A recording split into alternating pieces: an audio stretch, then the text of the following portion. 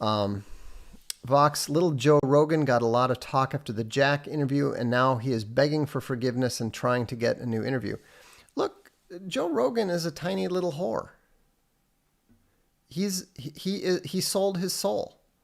He is wholly owned, you know, and now the cat is out of the bag. You know, people like Owen had been calling him out correctly, and now people are seeing through him. Jordan Peterson's trying to do the same thing. You know, these guys are total frauds. They're wholly owned intellectual whores who sold their souls, and that's one of the reasons why they have 8 million viewers and all this stuff, because they sold their soul and that's what they got for it. You know, I will not do that. Owen will not do that.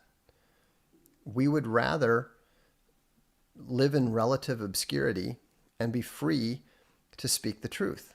And what's the difference? The difference is that Owen is a Christian. I am a Christian. You've got a few very brave and bold people who have such high personal integrity that they're able to do it on their own, like Stefan Molyneux. That's why I have tremendous respect for Stefan Molyneux.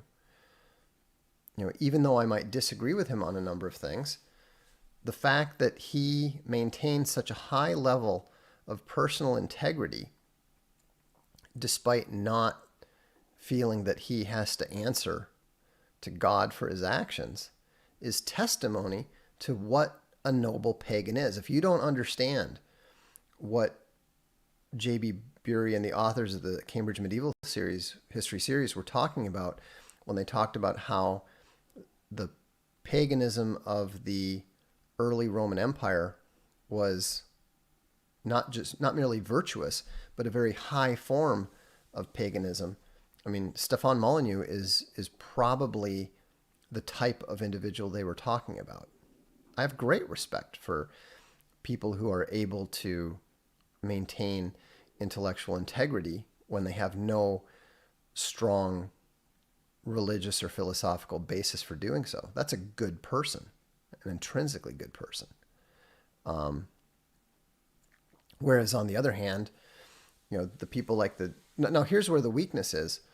The weakness of people with strong integrity, but who lack a religious or a spiritual element, is they tend to be really poor when it comes to spiritual discernment. That's why you're usually going to see people like Stefan Molyneux being a little slower on people like Jordan Peterson than I am, because you know I pick up that sense of wrongness before I even know any of the details.